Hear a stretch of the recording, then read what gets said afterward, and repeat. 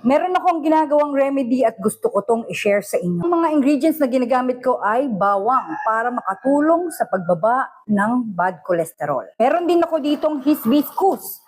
Ang benefits naman nito ay nakakatulong magpababa ng blood pressure. At meron din akong ditong apple cider, nakakatulong rin sa pagbaba ng blood sugar. Itong lahat ng to, pagsasama-samahin natin sa isang botelya at ipaferment natin ng 3 hanggang 7 araw.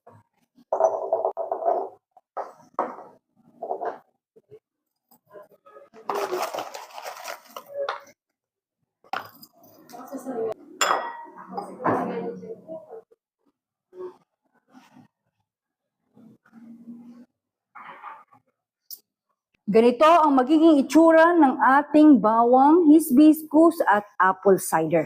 Ferment lang natin siya sa tamang room temperature sa hindi masyadong mainit at hindi masyadong malamig. Pwede nang kainin after 3 or 7 days. Ito ang isa sa aking mga herbal remedy at sana ay nakatulong. That will be all for my today's journey. See you all tomorrow for my tomorrow's journey. Bye!